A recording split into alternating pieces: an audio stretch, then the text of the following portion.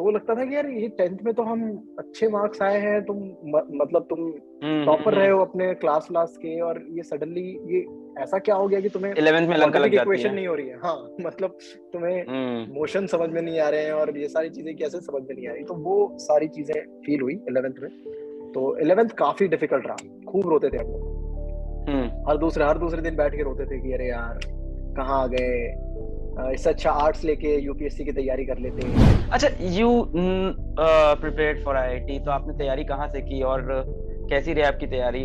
वो जर्नी कैसी थी, प्रिपरेशन जर्नी?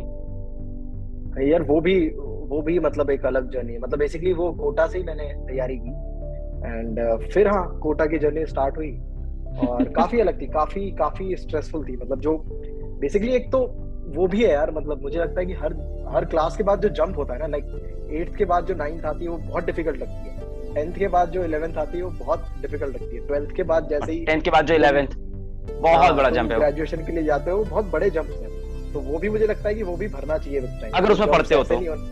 हाँ, तो वो लगता था कि यार ये 10th में तो हम अच्छे मार्क्स आए हैं, तुम मतलब तुम टॉपर रहे हो अपने क्लास के, और ये सडनली ये ऐसा क्या हो गया कि तुम्हें 11th में लंका लग जाती इक्वेशन है। नहीं हो रही है। हाँ, मतलब तुम्हें मोशन समझ में नहीं आ रहे हैं और ये सारी चीजें कैसे समझ में नहीं आ रही। तो वो सारी चीजें फील हुई 11th में। तो 11th काफी डिफिकल्ट रहा, खूब रोते थे हम लोग। हर दूसरे दिन बैठ के रोते थे कि अरे यार कहाँ आ गए, इससे अच्छा आर्ट्स लेके यूपीएससी की तैयारी कर लेते, बाद में बीए कर लेते। तो ये सारे थॉट्स आते थे, क्योंकि कुछ समझ ही नहीं आता था कि ये कौन सी मैथ्स है, ये कौन सी फिजिक्स है। तो बट हाँ, आफ्टर 2-3 मंथ्स मैंने डिसाइड किया कि अब करते हैं, बैठते हैं, पढ़ते हैं भाई, वरना घर यहाँ से वापस नहीं जा सकते। बेसिकली जो मुझे सबसे अच्छी उस टाइम पे एडवाइसेस जो मिली हैं वो यही है कि छोड़ के मत आना। मतलब इट्स ओके, अगर सिलेक्शन नहीं हो रहा है, कुछ नहीं बन पा रहे हो, फाइन, बट छोड़ के मत आना, एक बार ट्राई तो कर ही लेना। तो वो था कि यार अब छोड़ के तो जाएंगे नहीं, कर लेते। तो अब कर ही रहे हो तो कुछ पढ़ ही लो, मतलब। तो उस वजह से फिर मैंने वापस से ट्राई किया और चीजें समझ में आने लग गई। तो 11th ऐसे स्ट्रगलफुल रही, बट मार्क्स अच्छे आने लग गए विद टाइम। 12th फिर काफी चिल रहा, मतलब 12th में मतलब बहुत स्ट्रेस नहीं लेते थे हम। और 11th जितना जंप नहीं था, तो उतना ऐसा नहीं लग रहा था कि बहुत टफ है चीजें। तो मजे से जो भी क्लास में पढ़ाया जा रहा था, मैंने हमेशा जितना क्लास में पढ़ाया जा रहा था उतना ही फॉलो किया, like DPP sheets, that's it. मैंने कभी भी अलग से बुक लेके वो नहीं पढ़ाई। मेरा ये था कि हाँ, जो टीचर्स पढ़ा रहे हैं वो बस जेन्युइनली पढ़ते जाओ, उसमें मक्कारी मत करो, बाकी सब देखते हैं क्या होता है। तो और हाँ, और बेसिक से समझने की कोशिश की सारे कॉन्सेप्ट। तो ऐसे ही निकलता गया टाइम, एंड मस्ती भी बहुत होती थी। मैं दोनों चीजें बहुत सही मिक्स रखता था। लाइक मेरा आई थिंक 2 to 6, 2 to 7 के आसपास क्लास होती थी हमेशा, ये वाला टाइमिंग होता था, 2 बजे से 6 बजे के बीच में क्लासेस लगती थी।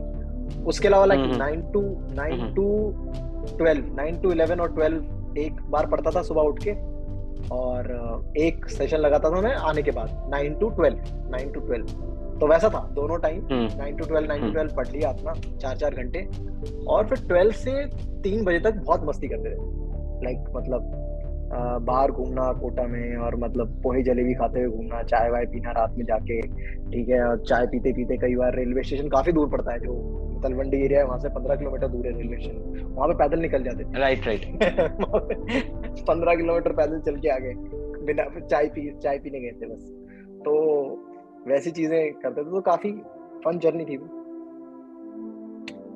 See, since now you are a very successful actor and I don't know how IIT helped you. हाँ, थोड़ा बहुत हो सकता हो कि IIT खड़गपुर का ड्रामेटिक्स क्लब आपको हेल्प किया होगा, बट आपको देख के, आपकी एक्टिंग स्किल्स देख के मुझे लगता है आप IIT खड़गपुर में भी नहीं होते, कहीं भी होते, आप आज यहीं होते।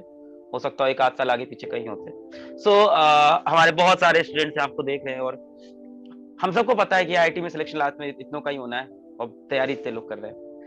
जो लोग नहीं सिलेक्ट होंगे उनके लिए क्या कहोगे आप?